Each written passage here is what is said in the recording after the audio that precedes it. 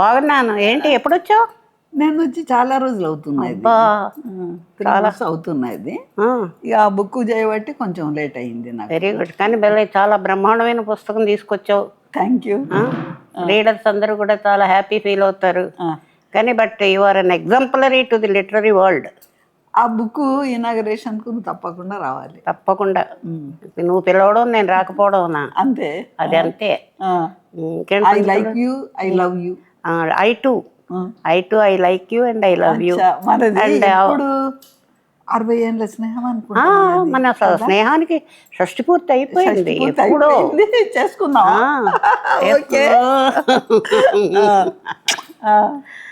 ఇప్పుడు నువ్వేమో ఎన్ని చేస్తున్నా నీకు?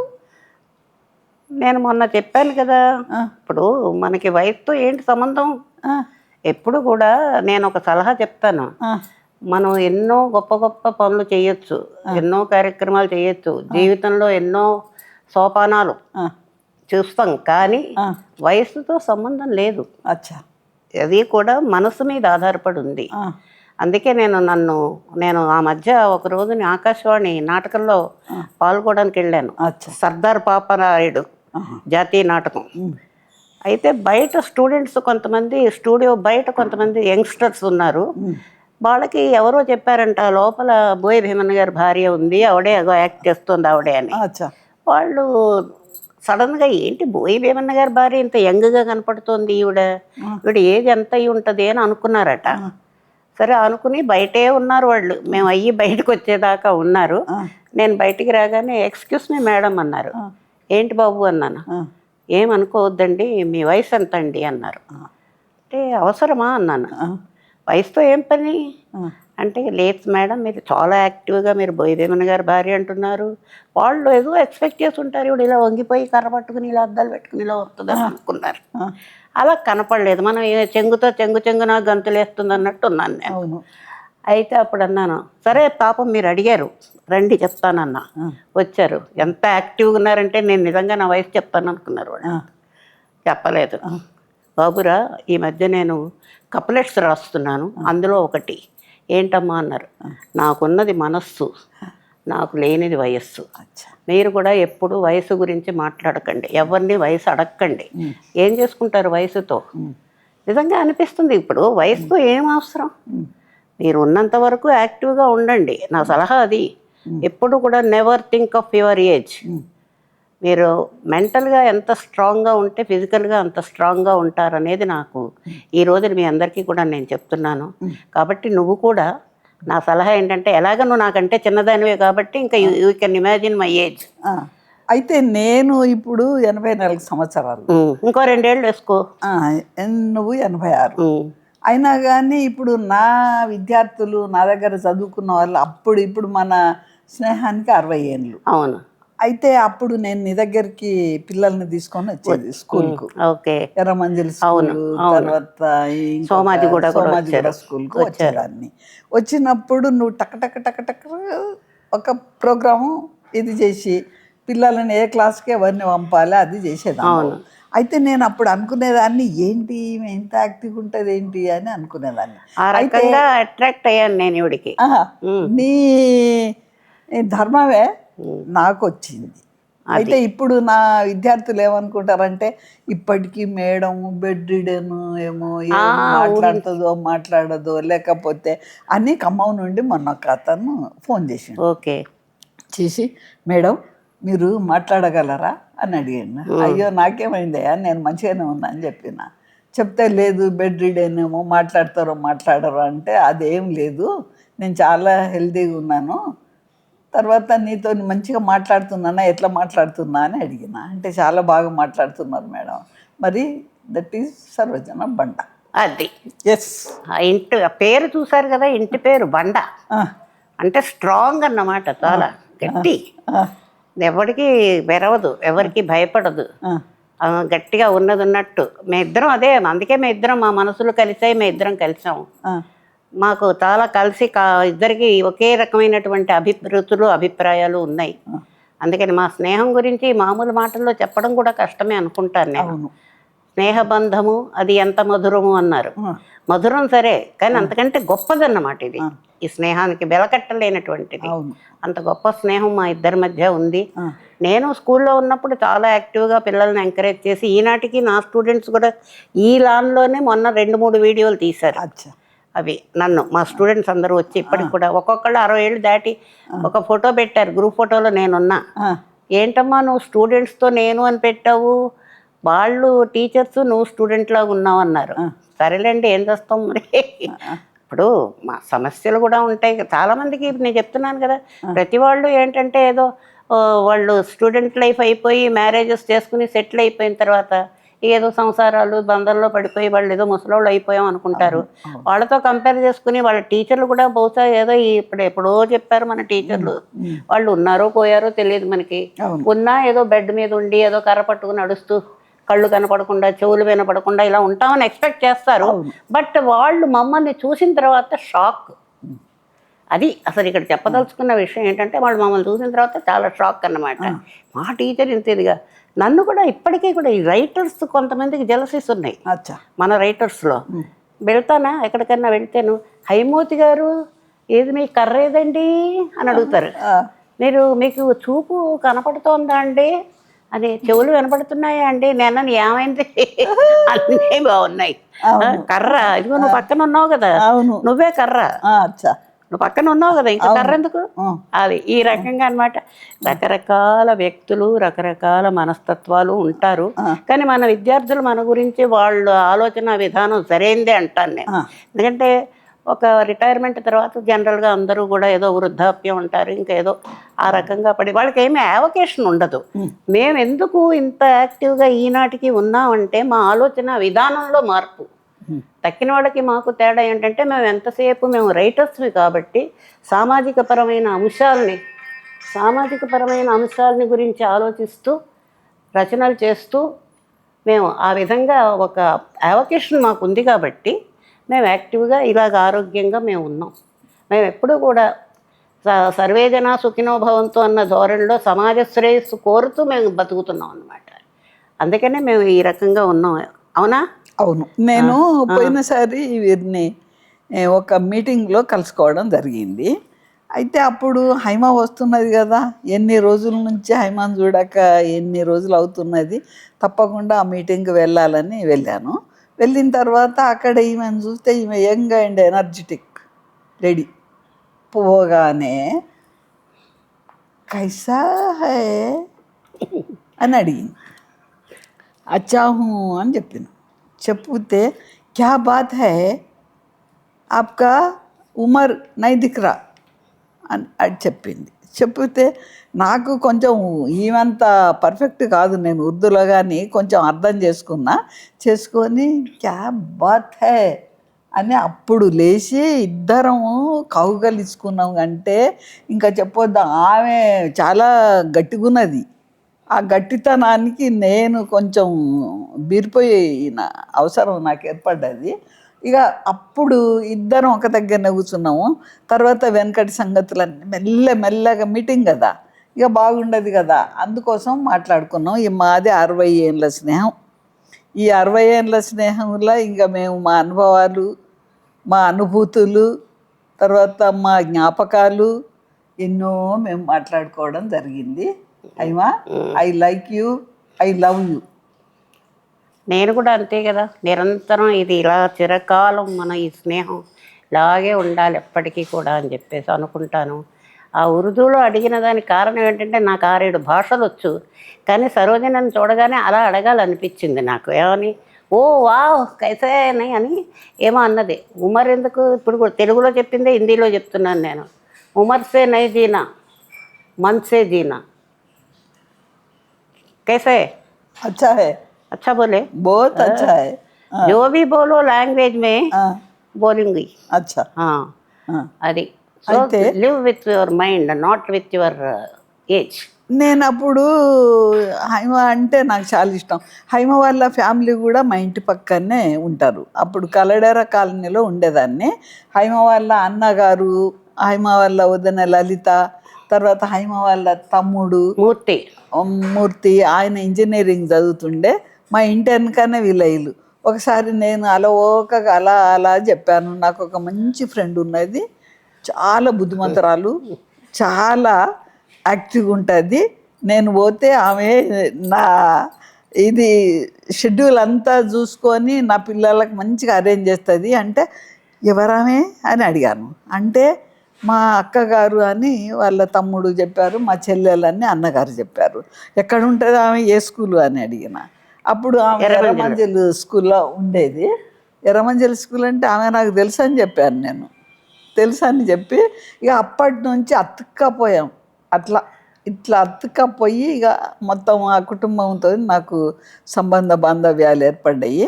తర్వాత హైమ అంటే ఒక రకమైనటువంటి అభిమానం. ఒక అతను నా దగ్గర పనిచేసేటువంటి లెక్చరర్ బుద్ధోజీ గారు ఉండేది. ఎవరు? సిద్ధోజీ. హైమావతి. హైమావతి నాకు కూడా ఫ్రెండే అని చెప్పాడు. అంటే నాకు ఎంత జలసి వచ్చిందంటే, నా ఫ్రెండ్ను పట్టుకొని హైమావతి నాకు తెలుసు, హైమావతి అంటే నాకు ఇష్టం అని ఆయన అనడం కొంచెం ఇబ్బందిగా అనిపించినా కానీ, ఇప్పుడు ఆమె లాంటి వాళ్ళు అందరికీ కూడా ఆప్తులు, చుట్టాలు, తర్వాత అభిమానులు. దురభిమానం కాదండి, దురభిమానం కాదు, దురభిమానం కాదు, ఎంత ఇష్టమో చెప్పొద్దు. అప్పటి నుంచి నేను వెతుక్కుంటా ఉన్నా, ఎక్కడన్నా కనబడుతుందేమో, కలిసి చాలా చిత్రం కదా, ముద్దు పెట్టుకోవాలనిపించింది. అవును, ఒక దగ్గర 2 దశాబ్దాల పాటు మనం చూసుకోలేదు. అవును, కానీ ఫోన్ చేస్తుంది, ఫోన్ మాట్లాడుతుంది, కానీ మనిషి ఎక్కడుంది? అమెరికాలో ఉంది. ఇప్పుడు ఇండియా కదా అమెరికా వెత, మీ ఇద్దరమే వింటున్నావా? ఇండియా కథ నేను, అమెరికా వెత ఆవిడ, మా ఇద్దరిదే ఇప్పుడు ఆ పుస్తకం అంతా కూడా. ఆ విధంగా ఈవిడ అమెరికాలో, నేను ఇండియా. కానీ మనసులు మాత్రం ఎప్పుడు అలా కలిసే ఉంటాయి అన్నమాట. ఆ ఫోన్లో మాట్లాడుకున్నా సరే, లేదు మెసేజ్లు పెట్టుకుంటాం, అప్పుడప్పుడు నేను మెసేజ్ పెడతాను, తను జవాబిస్తుంది. కానీ మొన్న కార్యక్రమం చూసిన తర్వాత మాత్రం ఇంకా ఆ పుస్తకం నభూతో నభవిష్యత్, ఎవరు రాయలేరు. ఎంత అసలు అది ఒక ఆ రీడబిలిటీ అనేది ఉండాలి ఏ గ్రంథానికైనా, ఏ రచనకైనా కూడా. సరోజ, నిజం చెప్తున్నాను, నీది అలాగ అలవోకగా మనం ఇప్పుడు ఎంత ఫ్రీగా మాట్లాడుకుంటున్నామో, ఆ రచన అలా వెళ్ళిపోతుంది, ఏరులాగా అలా ప్రవహించేస్తుంది. అయితే ఇప్పుడు ఇక్కడ చెప్పాల్సింది ఏంటంటే, ఆమె ప్రముఖ కవి, రచయిత బోయి భీమన్న గారి భార్య. మరి అప్పుడు వాళ్ళు పోతుకూసి సాంబశివరావు దగ్గరికి వచ్చేవాళ్ళు, నాకు కూడా ఇన్విటేషన్ ఉండేది, నేను వెళ్ళేదాన్ని. కానీ అబ్బో, బోయి భీమన్న గారితో మాట్లాడే అంత స్థాయి ఉందా నాకు? నేను అక్కడక్కడ సందులల్లో గొంతులల్లో ఇరుక్కొని కూర్చొని అలా చూసేదాన్ని. బోయి భీమన్నతోని ఈవిడ గారు వచ్చేది. వచ్చినా కానీ ఇక నాకు ఆ పరిచయం ఉన్నది, స్కూళ్ళల్లో ఉన్న పరిచయం, కానీ వీళ్ళను ఎదురెదురుగా నిలబడి పలకరించేటువంటి స్థాయి కానీ, ఆ హోదా కానీ, అంత ఏది దగ్గరతనం కానీ నాకు ఉండకపోయేది. ఎందుకంటే ఆయన ప్రముఖ రచయిత, కవి. తర్వాత ఆయనే మా మేనమామ ఒక అతను బొడ్డు శేఖరయ్య అని ఉండేవాడు. ఆ బోయి భీమా నన్ను చూస్తే ఆ బొడ్డు శేఖరయ్య అచ్చు గుద్దినట్టు నాకు ఉండేది. అయితే నేను అనుకునేదాన్ని, ఎంత అదృష్టవంతురాలు ఈమె మంచిగా చూసుకునేది. ఆయనని ఎంత బాగా చూసేదో చెప్పొద్దు. మరి అంతటి కవి, రచయిత భార్య అయినందుకు ఆమెను అభినందించాలి. నేను ఆశ్చర్యపడడం ఒకవైపు అయితే, అభినందించడం ఇంకొక వైపు. చాలా బాగుంది. అలాగా సభలు తర్వాత ఎక్కువగా పోతుకూర్చి సాంబశివరావు సభల్లోనే తను కలిసేది. వేరే చోట్ల ఎన్నో సభలు ఉండేవి, మేము ఇతర ఊళ్ళకు కూడా వెళ్ళేవాళ్ళం, చేసేవాళ్ళం. కానీ మనం విశ్వ సాహిత్యంలో ఎక్కువ కలిసేవాళ్ళం. అలాగే మా డిపార్ట్మెంట్ పరంగా కార్యక్రమాల్లో మేము ఇద్దరం తరచూ కలుసుకునేవాళ్ళం అన్నమాట. మాకు కూడా విద్యార్థులు వచ్చేవారు. ఇప్పుడు బీఈడి స్టూడెంట్స్ కూడా వచ్చేవారు, లెసన్ ప్లాన్స్ అవన్నీ పట్టుకుని. భాష్యం గారు ఉండేవాడు, తెలుసు కదా భాష్యం గారు. భాష్యం గారు వచ్చేవాడు, నేను భాష్యం గారు. తర్వాత అదేదో స్కూల్ ఉంది మధురా నగర్లో ఇంకోటి, ఆ స్కూల్కి కూడా వెళ్ళేవాళ్ళం ఎగ్జామినర్స్గా మేము. ఇవన్నీ మా డిపార్ట్మెంట్లో మా అనుభవాలు చాలా ఉన్నాయి. ఎస్సీఆర్టీ, నేను రేడియో స్క్రిప్ట్ రైటర్స్ ట్రైనింగ్ అయ్యాను ఎస్సీఆర్టీలో ఒక 1 month. ఆయన ఎవరో తమిళియన్ ఉండేవాడు SCRTలో. తమిళియన్ ఒక అతను ఆయన ఎవరు, ఆయన పేరు గుర్తురాదు, ఎప్పుడు పేరు గుర్తు. ఆయన సీనియర్. ఆయన మాకు పాపం బాగా చూసేవాడు. అవును, ఆయన ఉండేవాడు SCRTలో. సరే మన డిపార్ట్మెంట్ నీకు తెలిసిన వాళ్ళే ఉన్నారు అంతా. అవును. సాంబశివరెడ్డి, నువ్వు ఉన్నప్పుడు DO ఎవరో మరి అప్పుడు. ఇక డిఓస్ చాలా మంది మార్చారు. అవును, చాలా మంది. సర్ఫరాజులని ఉండేవాడు, అవును, గయాసుద్దీన్ అహ్మద్ ఉండేవాడు, సాంబశివరెడ్డి ఉన్నాడు. ఇలాగ చాలా మంది చేశారు. మా రిలేటివ్ ఒక ఆయన చేసేవాడు, ఆయన పేరు అసలే గుర్తులేదు నాకు ఇప్పుడు. అలాగా చాలా మంది అనమాట. మాకు డిపార్ట్మెంట్ పరంగా మేము చాలా కార్యక్రమాల్లో మేము ఇద్దరం తరచూ కలుసుకునేవాళ్ళం. అండ్ పైగా మేము ఇద్దరం ఒకే ఏరియాలో ఉండేవాళ్ళం కదా చాలా కాలం. అందుకని ఆ విధంగా మా ఇద్దరి మధ్య చాలా క్లోజ్నెస్ ఉందన్నమాట. సరే తర్వాత ఇక నేను అప్పుడు పొత్తుకూరి సాంబశివరావు మనల్ని ఇన్వైట్ చేసేటోడు. అవును, అప్పుడు బోయి భీమన్న గారిని కూడా పిలిచేది, ఆయనతో వచ్చేది. నువ్వు వచ్చినా కానీ నాకు అంతటి ప్రముఖ కవి రచయితతో మాట్లాడేటువంటి స్థాయి నాది కాదు, ఆ హోదా నాకు లేదు. ఏదో వచ్చి కూర్చునేది కానీ నాకు అంత లోతుగా ఆయనతో మాట్లాడాలి అనేటువంటి అభిప్రాయం కలిగేది కాదు, నేను మాట్లాడేదాన్ని కాదు. మరి అలాంటప్పుడు ఆయన అంటే నాకు ఎక్కడ లేని భయం. ఎందుకంటే పెద్ద రచయిత, కవి, ఆయనతో నేనేం మాట్లాడాలి హైమా? కానీ ఒకటి మనం వాళ్ళని చూసి భయపడతాం, వీళ్ళు ఇంత పెద్ద రచయితలు ఇంత గొప్పవాళ్ళు అనేసి. అంటే నిజమే, అంత పెద్ద కవి కదా, మనం దగ్గరికి వెళ్ళి మాట్లాడితే ఎలా ఉంటుందో ఏమిటో, నీలో అలాంటి భయం ఉండడం వల్ల నువ్వు భీమన్న గారితో మాట్లాడలేదు. తర్వాత వారి రచనలు కూడా నేను ఆల్మోస్ట్ ఆల్ ఏవి చదవలేదు. నీతోని నాకు ఉన్నటువంటి అదే స్నేహము, అభిమానము అది వేరు అనుకోండి. అయితే ఈ బోయి భీమన్న గారి సాహిత్యాన్ని కూడా నేను ఎక్కువ చదవలేదు. కానీ ఏ సాహిత్యమైనా, సాహిత్యం అంటే ఏంటి, సమాజహితం కోరేది సాహిత్యం. అలాగే సామాజిక ప్రయోజనాన్ని ఆశించే ఆయన జీవించి ఉండగా 70 రచనలు ప్రక్రియాపరంగా రాశాడు. ఏ కవి కూడా ప్రక్రియాపరంగా రాయలేదు. సాహిత్యం అనేటప్పటికీ కేవలం ఒక కథకే పరిమితము, లేదు ఒక నవలకే పరిమితం అయిపోవడము, లేకపోతే ఒక పద్యకావ్యం రాయడము అనేది ఉంటుంది చాలామందికి. లేదు కొంతమంది వచనానికే కట్టుబడి ఉంటారు. మనం ఇప్పుడు సాహిత్య చర్చ కాబట్టి ఈ విషయాలు చెప్తున్నాను నేను. అయితే భీమన్న గారు అలా కాదు. పద్యం రాశాడు, గద్యం రాశాడు, గేయం రాశాడు, పౌరాణిక నాటకాలు, సాంఘిక నాటకాలు, ఇవన్నీ ఒక ఎత్తు. అలాగే ఏకపద్యోపాఖ్యానం అని ఒక వింత పుస్తకం, ఒక విచిత్రమైన పుస్తకం అన్నమాట. ఒకటే పద్యం, దానికి అతనే రచయిత, అతనే కవి, అతనే వ్యాఖ్యాత, అన్నీ అతనే ఒకటే. ఏకపద్యోపాఖ్యానం అని చెప్పేసి. నిత్యపరంగా చూస్తే భీమన్న గారు 70 గ్రంథాలు ఎవరు కూడా ప్రక్రియాపరంగా రాయలేదు. ఇప్పుడు నారాయణ రెడ్డి గారు చాలాసార్లు అనేవాడు, నీలాగా నేను రాయలేను మహాప్రభు అని అంటూ ఉండేవాడు పాపం, ఏ మాట కామాటే. ఆయన తర్వాత సినిమా రంగానికి వెళ్ళిపోయి గేయాల పాటల వరకు పరిమితం అయిపోయాడు. ఈ రకంగా సాహిత్యపరంగా వాని దాశరథి ఉన్నాడు, అద్భుతం. నిజంగా ఎంత డెప్త్ ఉందంటే దాశరథిలో. కానీ అతన్ని ఎవరు ఎక్కువగా ఎంకరేజ్ చేయలేదు. చాలా అన్యాయం జరిగింది దాశరథి విషయంలో. ఇలా కవుల గురించి చెప్తే అలా ఉంటుంది. సరే, నీ విషయానికి వస్తే నీ ఆ రోజు మరి భీమన్న గారితో నువ్వు కలవలేకపోయావు, సాహిత్యం చదవలేకపోయావు అంటే, ఒకటి మనం తర్వాత దగ్గరయ్యే టైంకి మనం 20 సంవత్సరాల పాటు దూరం అయిపోయాం. అదే నువ్వు ఇండియాలో ఉండుంటే నువ్వు భీమన్న గారితో పరిచయం అయి ఉండేది, ఆయన పుస్తకాలు చదివి ఉండేదానివి, ఈ అవకాశాలన్నీ కూడా అవే వచ్చి ఉండేవి కదా. అయినా కానీ హైమా, నేను అప్పుడు స్కూల్ టీచర్గా ఉన్నప్పుడు నేను కాలేజ్ ఆఫ్ ఎడ్యుకేషన్లో ఉండేది. అవును, అక్కడ నా స్టూడెంట్స్ తీసుకొని మీ దగ్గరికి వచ్చావు. అవును, ఇక మనం చాలా లిమిటెడ్ ఇది కదా. మీరు ప్రోగ్రామ్ అరేంజ్ చేసేటోళ్ళు, తర్వాత పిల్లలతో నేను పాఠాలు చెప్పేది, మీరు కూడా అప్పుడప్పుడు వచ్చి వాళ్ళని పర్యవేక్షణ చేయడం జరిగేది. అయితే ఈ పాలేరు నుంచి పద్మశ్రీ వరక వీరు వచ్చారని నాకు తెలుసు, అప్పటికే తెలుసు. కానీ ఆ పుస్తకం కూడా నేను చదవలేకపోయినా హైమా, నాకు. మరి మీ దృష్ట్యా చూస్తే ఇప్పుడు మనం 60 ఏళ్ళ స్నేహం, కానీ 20 ఏళ్ళ నుంచి అస్సలు మన ముఖాలు కూడా చూసుకోలేదు. ఇప్పుడు నేను ఇంత చేసిన రచయిత్రిగా ఎక్కువ రాయలేకపోవడానికి కూడా చాలా కారణాలు ఉన్నాయి. చిన్నప్పుడు పాఠశాల స్థాయిలో చక్కటి కథలు రాయించేవారు, చేసేవారు, ఇవన్నీ. ఆ తర్వాత మన SCRTలో ట్రైనింగ్ అయిన తర్వాత కూడా ప్రైమరీ స్కూల్స్ ఉంది కదా, ప్రైమరీ ఎడ్యుకేషన్ కిందకి వచ్చి పాఠశాలలకి నాటికలు రాయించేవారు. అలా కూడా కొన్ని నాటికలు రాసి ఇవ్వడం జరిగింది.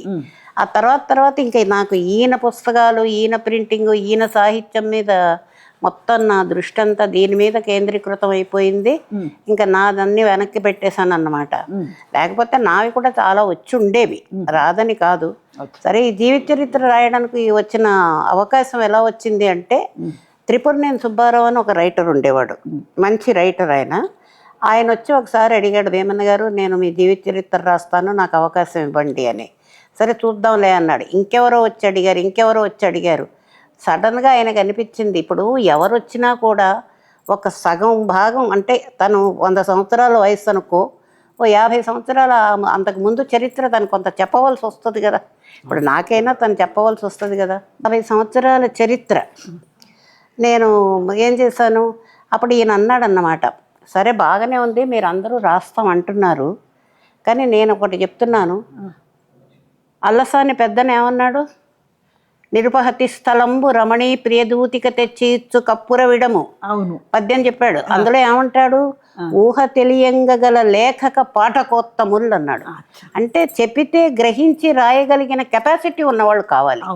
అలాంటి వాళ్ళు ఎవరున్నారో వాళ్ళందరికంటే మా ఆవిడే మేలు. నేను చెప్తూ ఉంటాను, ఆవిడకి తీరినప్పుడల్లా ఆవిడ రాస్తుంది. ఇది హాయిగా ఇంటి దగ్గర టెన్షన్ లేకుండా ఆమెకి తీరిక సమయాల్లో నేను చెప్తాను, ఆవిడ రాస్తుందని.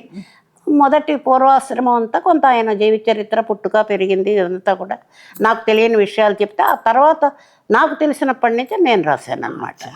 ఆ రకంగా పాలేరు, దానికి టైటిల్ కూడా పాలేరు నుంచి పద్మశ్రీ, ఎందుకంటే ఆయన పాలేరు నాటకంతో చాలా పాపులర్ అయ్యాడు. పాలేరు నాటకం రాసిన తర్వాత 100 ప్రదర్శనలు అయితే పట్టపగలు డ్యూటీలతో గండపెండేరం వేశారు. జాషువాకి వేశారు, భీమన్నకి వేశారు గండపెండేరాలు. ఇప్పుడు ఈయనకి దక్కని గౌరవం అంటూ ఏదీ లేదు, అన్నీ దక్కాయి. But still today people are ignoring him. అది నాకు బాధ. ఎందుకు? జలసీస్ అంతే. అందులో నేను ఒకతను ఉన్నాను కదా ఇక్కడ. ఇప్పుడు నా మీద జలసీ దేశానికి, ఇది ఎవరు, ఈ ఆడది ఇంత పని చేస్తుంది అనేది ఉంది, సర్వత్రా ఉంది అది. కానీ but I don't care anybody. అయితే ఇప్పుడు నాకు అనిపిస్తుంది, ఈ రచనా వ్యాసంగంలో కానివ్వండి, కవి కులములో కానివ్వండి, సాహిత్య రంగములో కానివ్వండి, ఈ కులము, మతము, జాతి, వర్ణము, వర్గము మొదలైనటువంటి వాటిని తీసుకొని మనం ఉండొచ్చా? ఉండకూడదు, అది అనవసరం. రచనకి, సాహిత్యానికి ఒక కులం, మతము అంటూ లేదు. సాహిత్యం అంటే సాహిత్యమే. అది ఎందుకు నేను చెప్పాను కదా, సమాజహితం కోరేది సాహిత్యం. సమాజహితం కోరినప్పుడు అక్కడ కులమత ప్రసక్తి అనవసరం కదా. అందుకే నేను చెప్పాను, నన్ను కులం గురించి ఎవరన్నా అడిగితే ఇది కూడా ఒక కప్లెట్ చెప్పాను నేను. నన్ను అది కూడా అడిగారు, మీ వయసు ఎంత అని అడిగినట్టు నీ కులం ఏమిటని అడిగారు చాలామంది. అప్పుడు నేను చెప్పాను, నాకున్నది కలం, నాకు లేనిది కులం. నా పోయిటరీ మంచి, నాకున్నది కలమే, నాకు లేనిది కులం. అంతే. ఈ రకంగా నేను చెప్పుకుంటూ వస్తానన్నమాట ప్రతి చోట కూడా. మరి అయితే ఇక్కడ ఇంకొక సంగతి నేను మిమ్మల్ని అడగాలనుకుంటున్నా. ఇప్పుడు దళిత కవి అనడంలో వాళ్ళ ఉద్దేశం ఏమంటారు? మీరు ఏమంటారేంటి, ఎక్కడో పుట్టాడు కదా, ఏదో కులంలో పుట్టాడు అంటే మా అంటరాని వాడు, అట్టడుగు వాడు, ఇలా ఉంటాయి, బడుగు బలహీన వర్గం వాడు అంటే వీళ్ళు ఏదో ఉద్ధరించినట్టు పెద్ద కులంలో పుట్టే అన్నట్టు. మరి ఆ లెక్కకు వస్తే నేను ఒక బ్రాహ్మణ అగ్రహారంలో నిప్పులు కడిగే ఇంట్లో పుట్టాను, మరి నాకు కులం ఉందా? అవును కదా, నాకు లేదు. Right from my childhood I never feel caste feeling లేదు నాకు. ఐ ఓన్లీ నేనంటే నీట్నెస్ చూస్తాను, శుభ్రత చూస్తాను, అదొక్కటే నేను పాటించేది. Other than that I don't ask anything. మీ నాన్నగారు సుబ్బయ్య దీక్షితులు, అమ్మ పేరు వెంకటలక్ష్మి. వీరు నిప్పులను కడుక్కొనే అటువంటి సనాతన ధర్మాచారాన్ని వాళ్ళ సొంతం చేసుకున్నటువంటి బ్రాహ్మణ కుటుంబంలో పుట్టిండ్రు. చాలా పెద్ద సనాతన ధర్మంతో కూడుకున్నటువంటి దాంట్లో పుట్టారని నేను చదివిన ఎక్కడో. అయితే దీని గురించి మీరేమంటారు? ఏం లేదు, పుడతాం, ఎక్కడైనా పుడతాం. పుట్టిన ప్రతివాడు ఎక్కడో చోట ఏదో విధంగా సెటిల్ అవుతున్నారు కదా, దానికి ఏం చెప్తాం మనం? అవును కదా, అది మన చేతుల్లో లేదు. ఇప్పుడు ఇది ఉంటది, అవును, బ్రహ్మలిఖితం.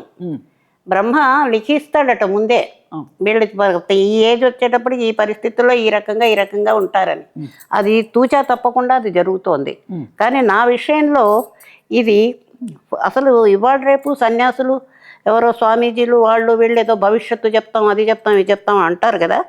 అవన్నీ నేను ఏ స్వామీజీని మొక్కను, ఎవరిని నమ్మను, ఎవరి దగ్గరికి వెళ్ళను. కానీ శ్రీకాళహస్తీశ్వరుణ్ణి నమ్ముకున్నాను. ఎందుకంటే నేను అనుకున్నవి ప్రతిదీ కూడా జరుగుతుంది. ఆ శ్రీకాళహస్తిలో నా జీవితాన్ని ఒక అతను ఫోర్కాస్ట్ చెప్పాడు, అది అక్షరాల్లో జరిగింది. ఇప్పుడు నీలాగే ఇంకా పెద్ద బొట్టు, ఎర్రబొట్టు పెట్టుకుని, ఒక మంచి ఆరెంజ్ పట్టుపంచ కట్టుకుని బాగున్నాడు ఆయన. పండు బ్రాహ్మడు వచ్చాడు, మా చుట్టాలింట్లో ఉన్నాను కాళహస్తిలో. వచ్చాడు, పొద్దున వచ్చాడు శుక్రవారం పూట. ఆవిడకి ఆడపిల్లలు లేరని ఆవిడకున్న నగలన్నీ వేసి నన్ను మంచిగా సింగారించి కూర్చోబెడితే, ఈ అమ్మాయి ఎవరు అంటే, మా చుట్టాలమ్మాయి, బలవంతంగా ఒక రోజు ఉంచుకున్నాను, వాళ్ళు ఒప్పుకోలేదు అంటే ఆయన నన్ను పిలిచాడు. ఇలా రా, నీ జీవితం, నీ క్యాస్ట్ వాడు కాదు, ప్రస్తుతం మంచి హోదాలో ఉన్నాడు, నీకంటే వయసులో పెద్దవాడు, ఇవన్నీ చెప్పాడు. అది అక్షరాలు నాకు అప్పుడు అనుకున్నాను నేను. తర్వాత ఇన్నేళ్ళ తర్వాత పిల్లలు పుట్టి పెద్దవాళ్ళు అయిన తర్వాత, అరే కాళహస్తిలో చెప్పింది అన్ని 3 కరెక్టే కదా అనిపించింది నాకు. అసలు నాకు అందుకనే ఇప్పుడు నా రూమ్లో కాళహస్తీశ్వరుడు ఉంటాడు నా గదిలో. పొద్దున్న లేవగానే దండం పెట్టుకుంటాను. ఓకే. అయితే ఇంకొకటి, మీకు ఉన్నటువంటి గాత్రము అమోఘం, తర్వాత దాంట్లో మీకు సంగీత ప్రావీణ్యత బాగా ఉన్నట్టు లెక్క. అవును. కానీ మీరు ఎక్కడైనా సంగీతాన్ని అభ్యసించారా, లేకపోతే అలవోకగా అలవోకగానే ఎక్కువగా చెప్పుకోవాలి. ఎందుకో చిన్నప్పుడు అంత ఇష్టపడే, మా ఇంటి ఎదురుగుండానే కర్ణాటక సంగీత విద్వాంసులు ఉండేవారు. మా నాన్నగారి దగ్గరికి వచ్చి, అమ్మాయి చాలా అద్భుతంగా ఉంది వాయిస్, కర్ణాటక సంగీతం నేర్చుకోమని అంటే, అప్పుడు వేళాకోళం మాకు. తరిన్నా అన్న అని ఎవడ పాడతాడు అని వేళాకోళంగా మాట్లాడేవాళ్ళం. ఇప్పుడు బాధపడుతున్నాం, కానీ ఇప్పుడు సంగీత జ్ఞానం ఉంది, లేదని కాదు. దానికి తగ్గట్టుగా ఇప్పుడు నా 2 కూతుళ్ళు కూడా అపారంగా వాళ్ళు అభ్యసించారు. వాళ్ళు ఇన్స్ట్రుమెంట్స్ వాయిస్తారు, సితారు వాయిస్తారు, వీణ వాయిస్తారు. ఇప్పుడు ఈ పిల్ల గిటార్ కూడా నేర్చుకుంటోంది చిన్నది. ఇలాగే ఇంట్లో సంగీత ఇది ఉంది. నాకేంటంటే, నాకు చిన్నప్పటి నుంచి పాడడం ఇష్టం. అందులో ఎక్కువగా సినిమా పాట, ఇప్పుడు సినిమా పాటలు పాడతాను, లైట్ మ్యూజిక్ పాడతాను, హిందీ ఓల్డ్ సాంగ్స్ పాడతాను, అన్నీ పాడతాను ఇప్పుడు కూడాను. రేడియోలో మాత్రం నేను 12 బహుశా రజనీకాంతరావు గారు నన్ను అప్పుడు నాకు 8-9 ఏళ్ల వయసు నుంచి నాకు 4 సంవత్సరాల పాటు ఆకాశవాణి చెన్నైలో లలిత గేయాలు పాడాను ఆయనతో పాటు. అప్పటి నుంచి లలిత సంగీతం మీద ఎక్కువ. ఇప్పుడు ఈనాడు నాకు ఈ భీమన్న గారి పాటలే 400-500 పాటలు ఉన్నాయి. ఇవి పాడుకునేటప్పటికే నాకు అయిపోతుంది అన్నమాట. కాదు హైమా, భీమన్న గారు సాహిత్యపరంగా కొన్ని భావగీతాలు రాశారు, చాలా ఉన్నాయి, లలిత గీతాలు రాశారు. అవును. మరి వాటన్నిటినీ కూడా మీరు అభ్యసించారా, లేకపోతే పాడారా? అంటే అన్ని రేడియోలో వచ్చేసాయి పాటలన్నీ కూడా. ఆ ట్యూన్సే మోస్ట్లీ అవే పాపులర్ ట్యూన్స్. వాటిని నేను పాడతాను అనమాట. నేను సొంతంగా కట్టుకుంటావి 2-3 ఉంటాయి. ఇప్పుడు నాది నమస్కారం అని నేను ప్రతి సభలో ప్రార్థన. నారాయణ రెడ్డి గారికి చాలా అత్యంత ప్రీతికరమైన పాట అది. ఆయన 10 మందిని పిలిచి కూర్చోబెట్టి, హైమవతి రా అంటాడు, కూర్చో నమస్కారం పాడు అంటాడు. వాళ్ళకి వినిపిస్తాడు, మా హైమవతి పాడుతుంది వినండి అంటాడు ఆయన. ఎంత ఇష్టపడేవాడో నారాయణ రెడ్డి గారు అయితే ఆ పాటకి. అలా కొన్ని నా ఓన్ ట్యూన్స్, అంటే నాకు సంగీతపరమైన కొన్ని రాగాలు తెలుసు, ఆ రాగాల్లో నేను సెట్ చేసుకుంటాను అన్నమాట. అలాగా ఆ విధంగా సంగీతం, సాహిత్యం, సామాజిక సేవ, ఇవి నా ప్రధాన అంశాలు నా లైఫ్లో. అయితే ఇంకొకటి, ఇప్పుడు ప్రజలందరికీ మీరు చెప్పాల్సిన అంశం ఏంటంటే, ఇప్పుడు వారి సాహిత్యాన్ని అపోషం బట్టి వారి గీతాలను, లలిత గీతాలను అన్నీ కూడా మీరు సొంతం చేసుకున్నారు. మరి చేసుకున్న తర్వాత వారి పరిచయం కలిగిందా, పరిచయం అయిన తర్వాత చేసుకున్నారు? అప్పట్లో నేను రాకముందు పెద్ద ఏం రాయలేదు. నేను వచ్చిన తర్వాతే సాహిత్యం మొత్తం. నా రాకతో ఈ సరస్వతి నేను వచ్చిన తర్వాత, నేను వచ్చే నాటికి 6-7 పుస్తకాలే ఉన్నాయి. నేను వచ్చిన తర్వాత 70 గ్రంథాలు రాశాడు ఆయన. ఇదిగో ఇందులో చదవచ్చు నువ్వు, లాస్ట్ బుక్ ఇది. ఇందులో అంటాడనమాట, నా సర్వ క్రియాశక్తులకు మూలం హైమవతి అంటాడు. నేను ఏ పని చేయాలన్నా, ఏది చేసినా అంతా ఆమె అని చెప్పి, ఇది చదివితే తెలుస్తుంది, ఆ రకంగా అన్నమాట. అందుకని నేను రాకముందు పెద్ద పాలేరు నాటకం ఒక్కటి చాలా పాపులర్ అప్పుడు. ఆ పాలేరు ఏంటంటే, దాంట్లో కూడా మెయిన్ ఏంటంటే, పాలేరు నాటకంలో ఏదో పాలేరు చేస్తున్నవాడు అలా ఉండకుండా, వాడు విద్యావంతుడై చక్కగా మంచి పొజిషన్, కలెక్టర్ అవుతాడు. అది సందేశం అన్నమాట. మీరందరూ కూడా విద్యావంతులు అవ్వండి, విద్యావంతులయ్యి మంచి ఉన్నత స్థానాల్లో ఉండండి అనే ఒక సందేశం అది. అవును కదా. విద్య మీద ఎంఫసిస్ ఆన్ ఎడ్యుకేషన్ అదన్నమాట. ఆ రకంగా చెప్పాడన్నమాట ఆయన. అది. అయితే ఇప్పుడు మీ సంతానం ఎంతమంది? నాకు 2 అమ్మాయిలు. నేను చాలా రోజుల తర్వాత మిమ్మల్ని కలుసుకుంటున్నాను. అవును, నాకు 60 ఏళ్ళ స్నేహబంధం 60 ఏళ్ళు, 25 సంవత్సరాల నుంచి మనం అసలు కలవడం లేదు. అయితే వాళ్ళ వృత్తాంతం కొంచెం. వాళ్ళంటే నాకు 2 అమ్మాయిలు. పెద్ద అమ్మాయి విజయ పల్లవి. ఆ అమ్మాయి MA political science, MPhil, bachelor of public relations, LLB, MA sitar, ఇన్ని డిగ్రీలు చేసింది. ఆమె తర్వాత హ్యాండ్లూమ్స్ అండ్ టెక్స్టైల్స్ డిపార్ట్మెంట్లో డిప్యూటీ డైరెక్టర్గా పనిచేస్తూ ఈ మధ్యకాలం 3 సంవత్సరాల క్రితం కరోనా దౌష్ట్యానికి బలైపోయింది. రెండో అమ్మాయి విజయేంద్ర ఐఏఎస్. ఆ అమ్మాయి ఇప్పుడు ప్రస్తుతం మహబూబ్ నగర్ కలెక్టర్గా ఉంది. ఆ అమ్మాయి కూడా MA political science, bachelor of public relations. ఆ రెండో అమ్మాయికి 8 గోల్డ్ మెడల్స్ ఆమె ఎడ్యుకేషన్ కెరియర్లో. She got 8 gold medals. చిన్న విజయేంద్రకి. పెద్ద అమ్మాయి she lost narrowly in her prelims, IAS prelims. ఇద్దరు కూడా మంచిగా బాగా చదువుకునేవారు. ఇద్దరికి కూడా సంగీతం, సాహిత్యం అన్నిట్లలో మంచి ప్రవేశం ఉంది. వాళ్ళు కూడా బాగా రాయగలరు, రాస్తారు. అదన్నమాట. వాళ్ళిద్దరికి చెరుకొక అమ్మాయి. మా పెద్దమ్మాయి, మా పెద్ద మనవరాలు వైశాఖి. భీమన్ గారే పెట్టారు పేరు. వైశాఖి ఏమో ఎల్ఎల్బి చదువుతోంది పూనాలో, ఇప్పుడు 4th ఇయర్. చిన్నది అద్వైత ఇక్కడ ఉంది పైన. అద్వైత ఏమో ఫస్ట్ ఇయర్ ఇంటర్మీడియట్ చదువుతున్నారు. మా అల్లుళ్ళు ఇద్దరు, మా పెద్దల్లుడు హైకోర్టు అడ్వకేటు లక్ష్మణరావు, చిన్నల్లుడు Lokesh Kumar IAS, secretary to government Panchayatiraj. ఇద్దరు. Vijayendra and husband both are IAS అన్నమాట. లక్ష్మణరావు అడ్వకేట్ ఉంది. ఇది నా ఫ్యామిలీ క్లుప్తంగా. అయితే మీరు ఇప్పుడు ఏలూరు సారు ఊరు అని. నేను ఏలూరు కాదు, తూర్పుగోదావరి జిల్లా మామిడి కుదురులో మీరు అమోఘమైనటువంటి ఒక ఇది భీమన్న గారి కాంస్య విగ్రహం పెట్టి అక్కడ ఒక లైబ్రరీని ఎస్టాబ్లిష్ చేశాను.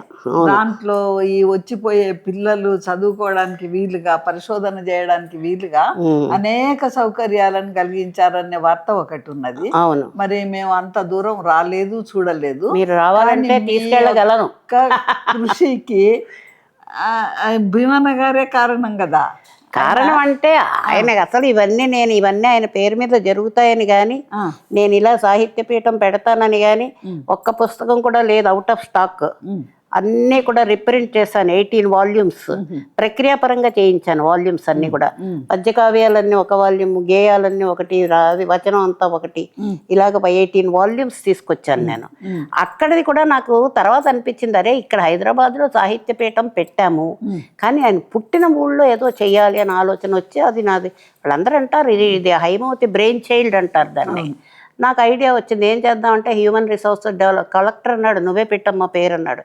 Human resources development centre Padma Bhushan doctor బోయి భీమన్నాస్ అని చెప్పేసి పెట్టి, ఇప్పుడు భీమన్న గారికి వచ్చిన కీర్తి ప్రతిష్టలు గౌరవాలు అన్నీ నేను వచ్చిన తర్వాతే జరిగాయి. అంతకుముందు ఏమీ లేదు ఆయనకి. ఒక గండపెండేరం వేశారు 53లో, 1953లో. అప్పటికి నాకు పరిచయం లేదు. 53లో.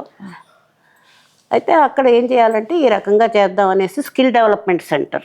ఆ స్కిల్ డెవలప్మెంట్ సెంటర్లో 5-6 కోర్సెస్ నడుపుతున్నారు స్టూడెంట్స్కి. వాళ్ళకి ఒక పూట భోజనం పెడతాము డే టైంలో. మంత్లీ 1000 రూపీస్ స్టైపెండ్ ఇస్తాము. బ్యాచెస్ అవగానే they are all job oriented. ఇమీడియట్గా వాళ్ళు జాబ్స్ వస్తున్నాయి. This is what I'm doing at present అనమాట. ఎవ్రీ 2-3 months నేను వెళ్తాను, వెళ్ళి చూసి వస్తూ ఉంటాను. అక్కడ ఎవరు మేనేజ్ చేస్తున్నారు? వాళ్ళు gas authority of India limited వాళ్ళకి అప్పచెప్పాను. అది వాళ్ళు మెయింటైన్, గవర్నమెంట్ ఆఫ్ ఇండియా వాళ్ళకి అప్పచెప్పిస్తాను. మా గవర్నమెంట్ చేతులు ఎత్తింది డబ్బులు లేవని. ఏపీ గవర్నమెంట్లో డబ్బులు లేవు. వాళ్ళు gas authority of India limited వాళ్ళు చేస్తున్నారు అన్నమాట.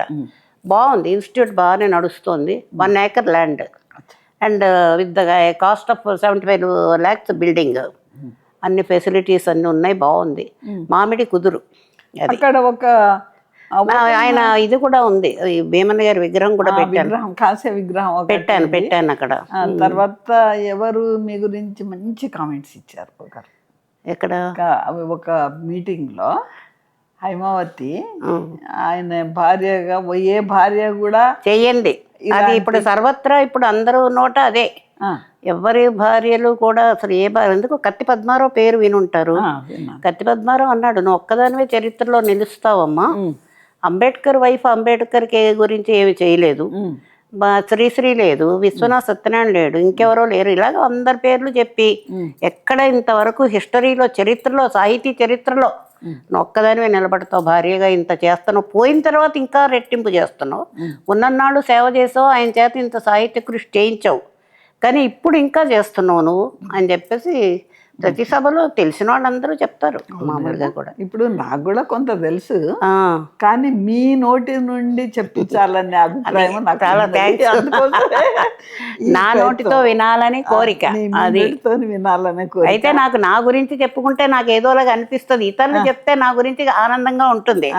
నా గురించి నేను ఇంత చేశాను అంత చేశానని చెప్పడం నాకు నిజం చెప్పాలంటే నాకు ఇష్టం ఉండదు.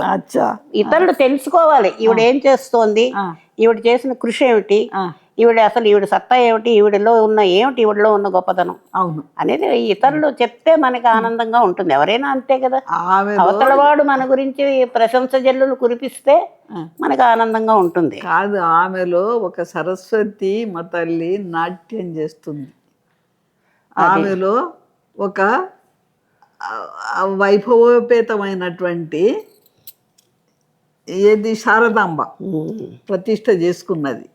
తర్వాత బోయి భీమన్న గారి కీర్తి ప్రతిష్టల్ని ఇన్మడింపజేయడానికి ఆమె ఒక ఆధారభూతమైనటువంటి ఒక స్త్రీ అని అయితే అనుకుంటున్నా. నువ్వు అనుకుంటున్నావు, నేనేమో ఇదంతా కూడా నాదొక కర్తవ్యంగా భావిస్తున్నాను నేను. ఎందుకంటే ఒక మహాకవి, ఇంకా రావాల్సినంత కీర్తి ప్రతిష్టలు తక్కువే అని చెప్పాలి. ఒక విధంగా పద్మభూషణ్ రావడం ఇవన్నీ మామూలే, కానీ కొన్ని విషయాల్లో కొన్ని అన్యాయాలు జరిగాయి, వాటిని కూడా అధిగమించాలి. కాబట్టి మనం నిస్వార్థంగా, అది కూడా చెప్తున్నాను నేను, నిస్వార్థంగా చెయ్యాలి. ఏ సేవ చేసినా కూడా, ఏ పని చేసినా కూడా మనకి ఏమి అందులో స్వార్థం ఉండకూడదు.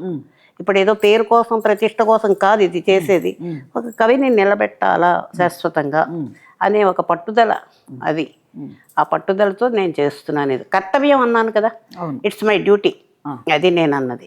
ఇప్పుడు ఇక్కడ ఈవెన్ మన హైదరాబాద్లో కూడా మీరు ప్రతి సమావేశానికి వెళ్తాను విన్నాను.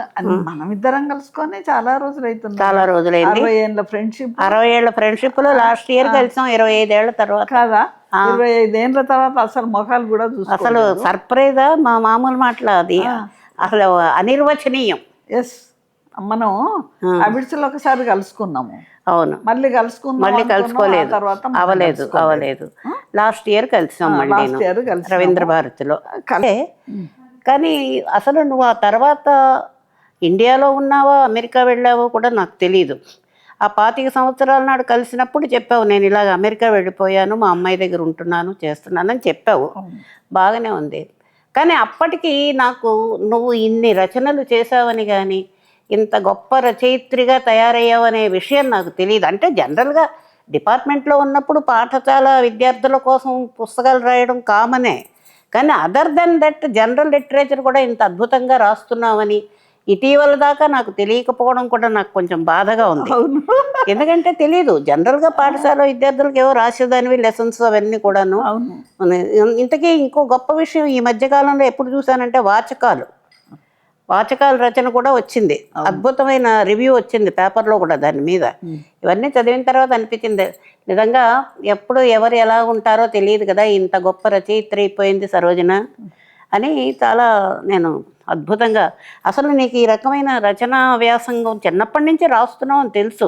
చిన్నప్పటి నువ్వు ఎలిమెంటరీ స్కూల్ టీచర్గా ఉద్యోగంలో ప్రవేశించినప్పటి నుంచి కూడా నీలో ఆ రచన చెయ్యాలి అనే తపన ఉండేది. అది చాలా అద్భుతం, మంచి ఇదన్నమాట, శుభసూచకం.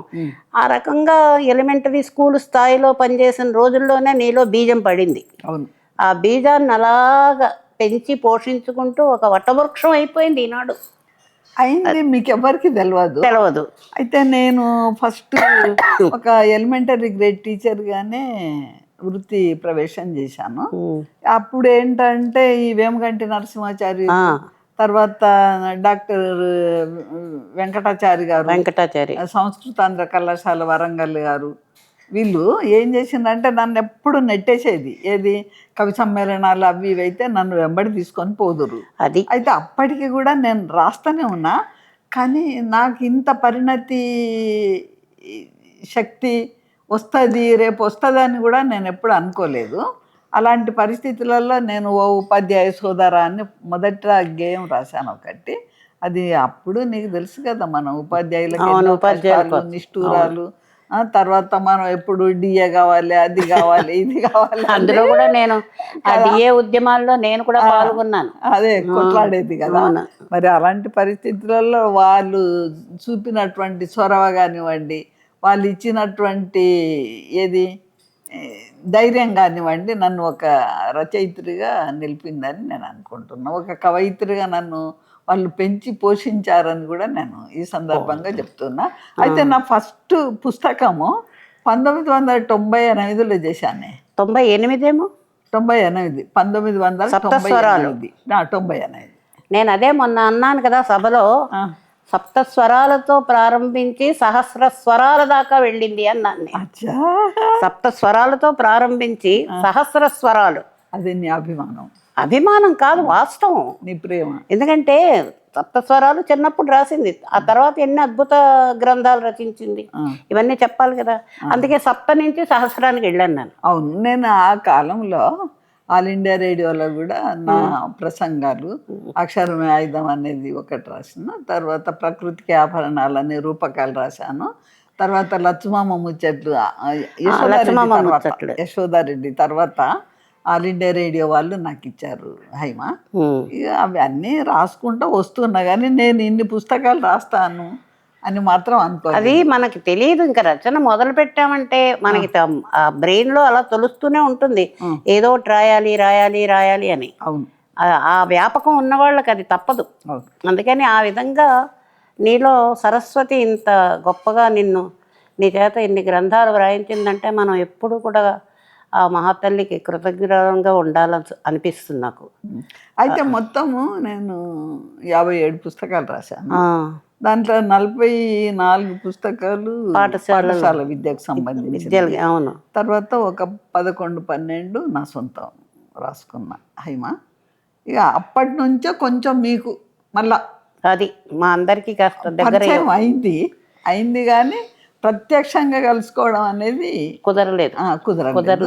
ఇక పోయిన సంవత్సరం నుంచి మనం కలుసుకోవడం జరిగింది. అందుకు నేను చాలా సంతోషపడుతున్నా. మిమ్మల్ని చూస్తే అంత ప్రేమ పొంగి పొర్లిపోతుంది నాకు. ఇండియా కథలు నువ్వే చెప్పు. అది నువ్వు చెప్తేనే బాగుంటుంది. నీ రచన నువ్వు చెప్తున్నావు, ఇప్పుడు నేను వింటున్నాను. ఇప్పుడు అది అయిపోయింది కదా అక్కడితో. నాది 55 గ్రంథాలు, 40 దానికి సంబంధించింది, మిగిలిన 10 జనరల్ లిటరేచర్. ఇప్పుడు ఇటీవల నేను ఇది వాచకాలు, ఈ ఆత్మకథ చెప్పేసాను, 2 విషయాలు.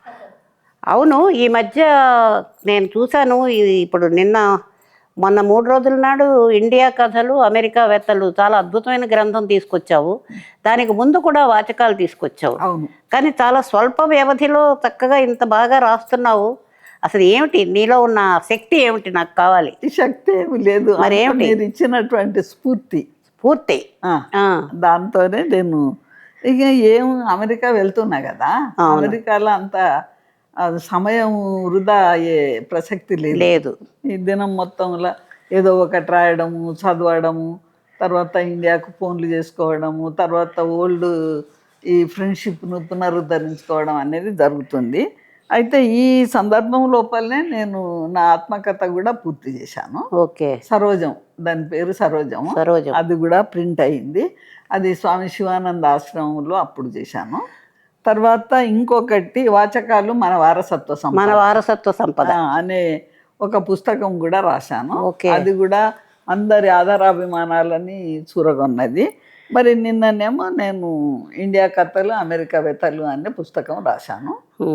ఇక ఆ తర్వాత అంతకుముందు మహిళా సాధికారత,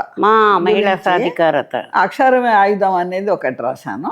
తర్వాత ప్రకృతికి ఆభరణాలు, సముద్రాలు, సముద్రాలు, నదులు, కొండలు, గుట్టలు ఇవి ఉంటాయి కదా. అవును. ఆ థీమ్ తీసుకొని కొన్ని కానీ చాలా మంచి థీమ్ అది, ప్రకృతి ఆభరణాలు.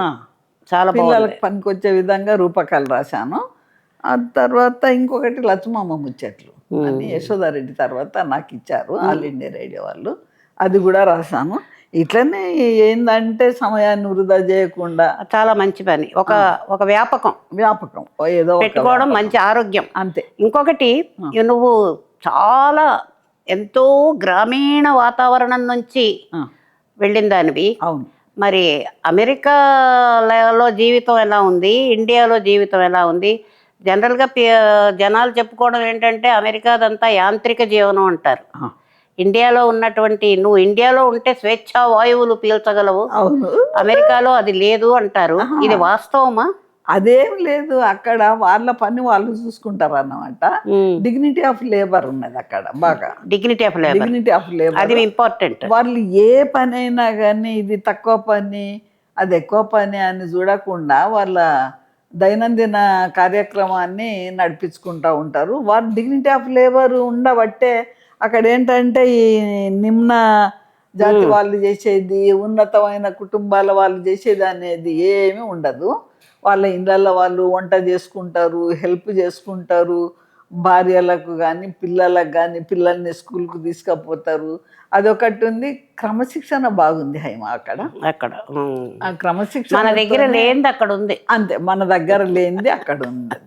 అంటే ఇప్పుడు అక్కడ వర్ణ భేదాలు ఏం లేవు అక్కడ లేవు. ఈ కులము, మతము, జాతి, వర్ణము, వర్గము ఇలాంటి భేదాలు లేదు అక్కడ. మీరు ఎవరినైనా కులం అడిగింది అనుకోండి తప్పు పడతారు.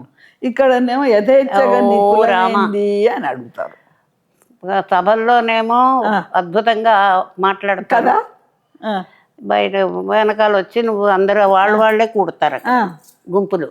తర్వాత ఇంకొకటి అమెరికాలో నేను గమనించింది ఏంటంటే, మనం బయటికి వెళ్తాం అనుకోండి, వెళ్ళినప్పుడు వాళ్ళు మనకు తెలిసినా తెలియకున్నా మనం ఇక్కడక్కడ చూడాల్సి ఉంటుంది. ఏది హలో హౌ ఆర్ యూ అని అడిగితే మనం ఇక్కడక్కడ చూసి అక్కడ ఎవరు ఉండరు, ఓహో మనల్ని అనుకుంటున్నారని మనం ఇది చేసుకుంటాం.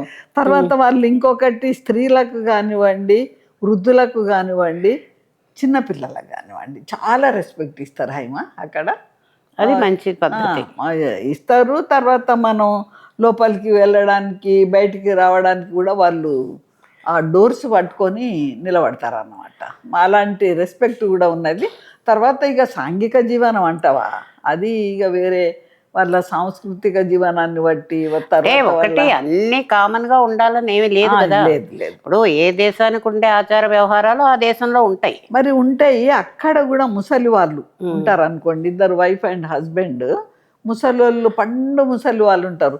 ఒకరేమో తోపుడు బండిలో కూర్చుంటారు, ఒకరేమో నడుపుతారు. వాళ్ళని చూస్తుంటే నాకు ఆశ్చర్యం అనిపిస్తుంది. ఇంతటి ప్రేమ ఆప్యాయతలు ఈ వయసులో కూడా. ప్రేమ ఆప్యాయతలు ఒకటే కాదు, బాధ్యత ఫీల్ అవుతారు. అదే కదా, అది ఇప్పుడు మన వాళ్ళు ఉన్నారు, వదిలేస్తున్నారు రోడ్ల మీద. అదే కదా, మరి ఏం చేస్తాం. ఇక్కడ ఈ పెళ్లి అయిన తర్వాత ఒక 3 నెలలు 6 నెలలు కలిసి ఉండడము, తర్వాత విడిపోవడం. కానీ అక్కడ కూడా విడిపోతారు కానీ వాళ్ళ పద్ధతి వేరు, ఇక్కడ పద్ధతి చట్టబద్ధత. దానికి లీగల్ ఇది ఉంది, లీగలైజేషన్ ఉంది అక్కడ. లీగల్ లేదు, ఇక్కడ లేదు హైమ. ఉన్నాయి తేడా చాలా ఉన్నాయి. ఇలా చెప్పుకుంటూ పోతే అంతే, దీనికి అంతు లేదు. కాబట్టి కదా చాలా చాలా ఆనందంగా ఉంది ఈ రోజు మన ఇద్దరం ఇలా కలుసుకుని. చాలా అచ్చట్లు ముచ్చట్లు అన్నట్టుగా. I love you and I like you and I love you.